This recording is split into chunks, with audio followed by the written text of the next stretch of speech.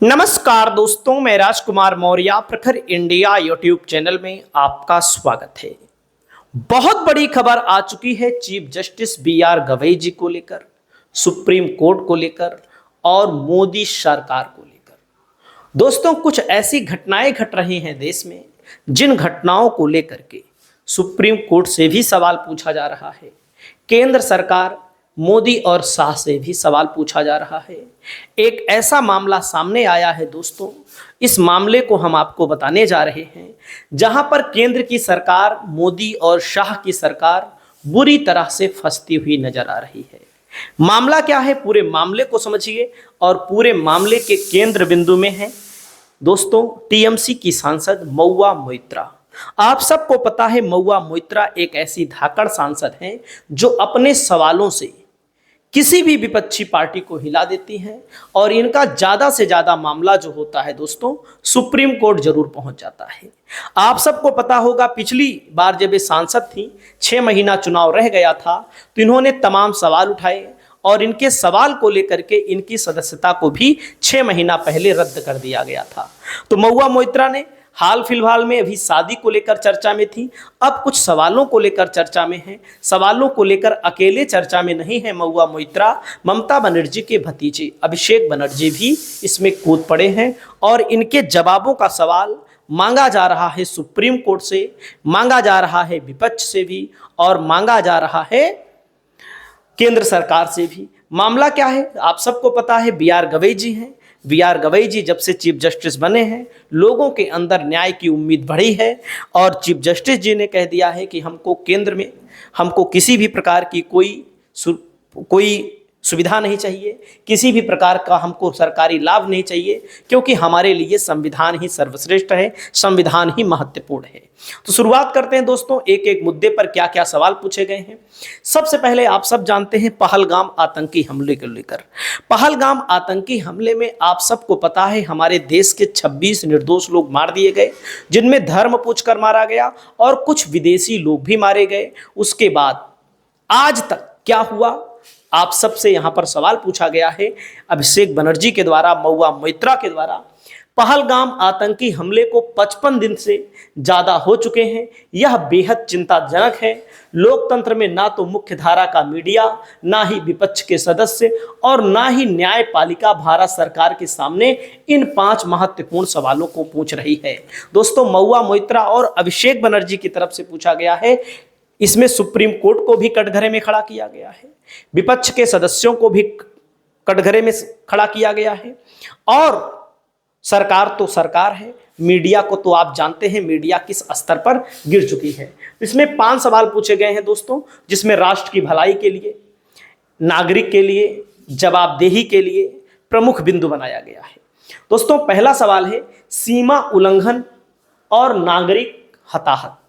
दोस्तों, पाकिस्तान से आतंकवादी आते हैं, हमारे देश के निर्दोष लोगों को धर्म पूछकर मार देते हैं, किसी का पैंट खुलवा कर मार देते हैं, किसी को कलमा पढ़वाते हैं। तो इसी मामले को लेकर पहला नंबर सवाल पूछा गया है दोस्तों, 4 आतंकवादी सीमा पर घुसपैठ करने और हमला करने में कैसे कामयाब हो गए, जिसमें 26 निर्दोष लोग मारे गए। राष्ट्रीय सुरक्षा में इस बड़े उल्लंघन के लिए जवाबदेही कौन है? भाई, जवाबदेह कौन है?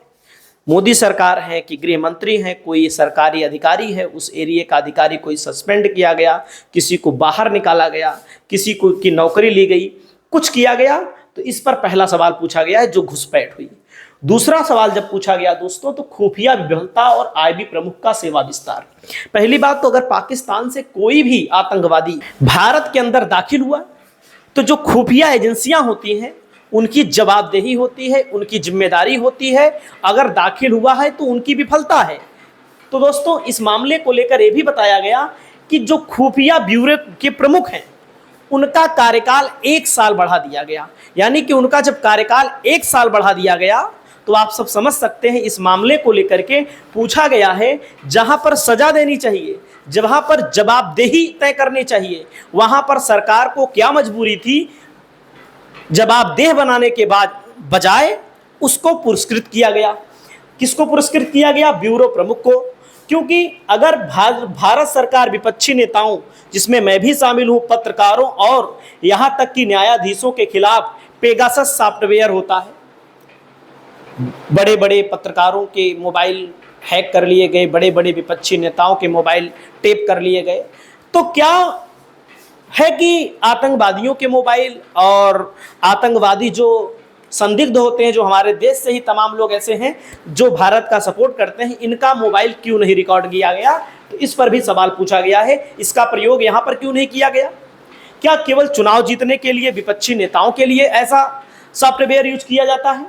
आतंकवादियों की स्थिति पर पूछा गया। इस क्रूर धर्म आधारित नरसंहार के लिए 4 जिम्मेदार आतंकी कहां हैं? जो आतंकी मारे, जिन आतंकियों ने 4 आतंकवादी आए थे, हमारे देश के 26 लोगों को मारे और विदेश के 1-2 लोग थे उनको भी मारे, तो वे जीवित हैं कि मर गए हैं?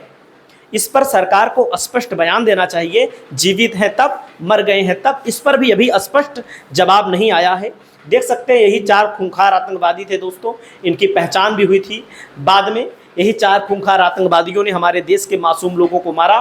और दोस्तों, जैसा कि आप सब जानते हैं, POJK बार बार बात होती है, पाक ऑक्युपाइड कश्मीर को भारत में मिलाना है। और जब भारत में मिलाना है, जब युद्ध शुरू हुआ, जब वक्त आया, देश की जनता, देश के सैनिक, देश के लोग साथ दे रहे थे सरकार का, देश का विपक्ष भी साथ दे रहा था, तो इस मामले में ऐसा क्या हुआ जो वक्त आया था और बार बार बयान दिया जाता है, बार बार कहा जाता है कि हम भारत में POK को मिला लेंगे। अभी योगी जी का बयान आप सुनेंगे, 2024 का लोकसभा चुनाव हो रहा था, ऐसे घूम घूम कर कह रहे थे कि लोकसभा चुनाव जितवा दीजिए, तीसरी बार मोदी जी की सरकार बनेगी, पाक ऑक्युपाइड कश्मीर भारत में आ जाएगा।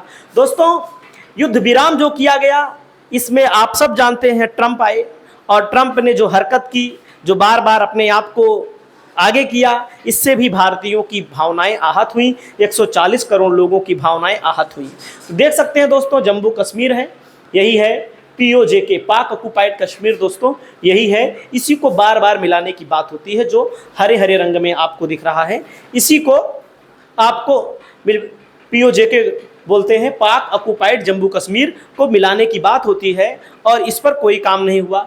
वहीं पर दोस्तों, विदेश से लौटे सांसदों के प्रतिनिधि मंडल से मिले मोदी। अब पाकिस्तान की करतूत को बताने के लिए हमारे देश के तमाम सांसद विदेश गए थे, तो अलग अलग राज्यों में गए थे, अलग अलग देशों में 33 राज्यों में गए थे। तो यहाँ पर पूछा गया है कि भाई आप बताइए, जो लोग 33 देशों में संपर्क करने गए थे, कितने देशों ने भारत को लिखित तौर पर स्पष्ट समर्थन दिया? क्योंकि बार बार कहा जाता है कि हम विश्वगुरु हैं, हम विश्वगुरु हैं, हम चौथी अर्थव्यवस्था हैं। तो किन किन लोगों ने भारत का समर्थन दिया? क्योंकि आप सब जानते हैं, विश्व बैंक है, अमेरिका है, IMF है, लगातार पाकिस्तान की मदद कर रहा है।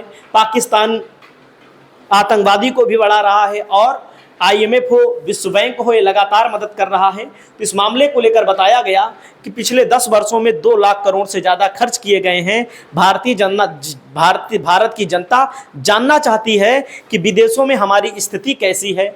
वहीं पर दोस्तों, आतंक के आका पाकिस्तान को UNSC में मिली बड़ी उपलब्धि। अब आप समझ सकते हैं, आतंकवाद निरोधक समिति का उपाध्यक्ष भी बना दिया गया। जो आतंकवादियों को पनाह देता है, उसी को उपाध्यक्ष भी बना दिया गया।